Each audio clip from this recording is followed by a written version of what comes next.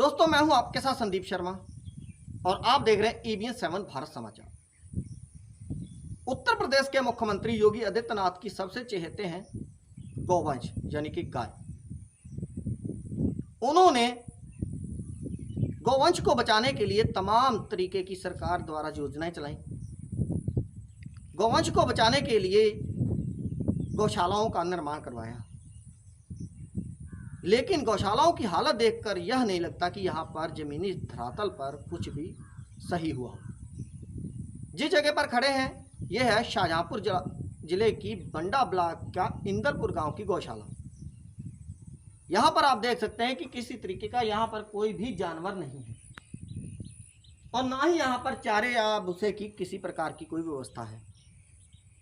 तो ऐसे में गौवंश जो हैं सड़कों पर आवारा घूम रहे हैं, जो कई लोगों की जानें भी ले चुके हैं और कई बार खुद चोटिल हो चुके हैं। इसके अलावा लोगों के जो खेतों में जाकर उनका जो फसल है वो भी उनकी नष्ट कर रहे हैं।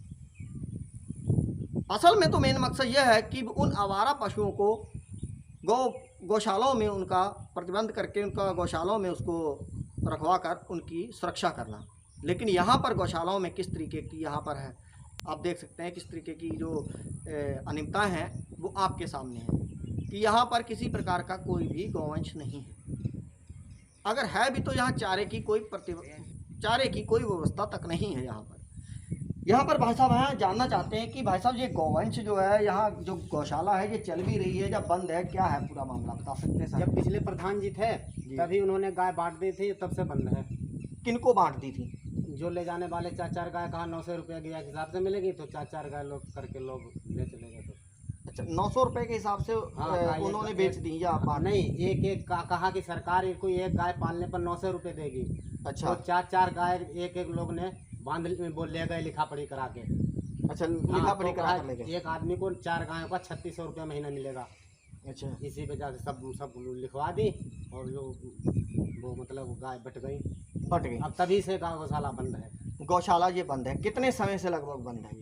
ये पिछले शायद फरवरी में बटी थी, शुरू फरवरी में। अच्छा, फरवरी में बटी। दिसंबर में उनकी प्रधानी खत्म हुई थी 25 दिसंबर को।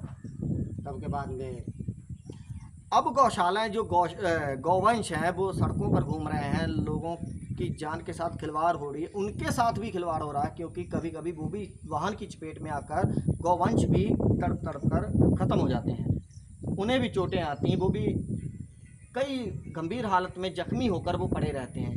तो असल में गौवंश जो गौशाला का मामला है, जो गौशालाएं बनाई गई वो इसीलिए बनाई गई कि उन आवारा पशुओं को गौशालाओं में उनका प्रतिबंध करना और उनको यहाँ पर खाना चारा और उसकी पानी की व्यवस्था करना। लेकिन ये गौशाला बता रहे हैं कि कई महीनों से यहाँ बंद पड़ी है, यहाँ पर कोई भी पशु नहीं है। तो ऐसे में सरकार गौशालाओं पर पैसा क्यों खर्च कर रही है? सबसे बड़ी बात यह है। और जो आवारा जानवर घूम रहे हैं वो लोगों के लिए जान का खतरा बने हुए हैं। यहाँ पर आप देख सकते हैं कि तस्वीरों में कि किस तरीके से यहाँ पर कोई भी जानवर नहीं है। यहाँ पर कोई गौपालक भी है क्या? गौपालक इस टाइम कोई नहीं है। कोई नहीं है। हाँ, हम ही पीछे गौपालक थे। अच्छा, तो अब हमने भी 4 गाय लिखाई थी। अच्छा, तो उसी हिसाब से हम अपनी गाय यहाँ चरा लेते हैं और वो शाम को यहाँ रख लेते हैं। तो यहाँ पर कहने का मतलब कोई भी गाय नहीं है? नहीं। तो जो तमाम सरकार का जो पैसा आता है गांव के लिए वो कहाँ जा रहा है? यहाँ इसके लिए गौशाला के लिए? हाँ, गौशालाओं के लिए तो पैसा लगा। सभी अधिकारी कर्मचारी तो लोग यही कहते हैं कि गौशाला इस टाइम बंद है, जब आगे गाय बांधी जाएंगी तब अच्छा, शुरू होगा, तब शुरू होगा, तभी गौपालक रखा जाएगा। अच्छा, फिलहाल सबसे अहम बात तो ये है कि अगर ये गौशाला बंद है तो क्या पशुओं की कमी हो गई जो गौशाला बंद है?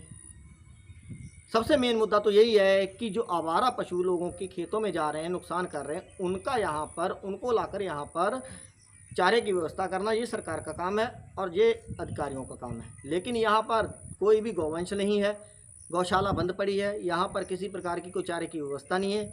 इसलिए यहाँ पर जो अनियमितता है वो आपकी स्क्रीन के सामने। मैं अपनी टीम के साथ Sandeep Sharma, bureau report EBN 7 Bharat समाचार, शाहजहांपुर।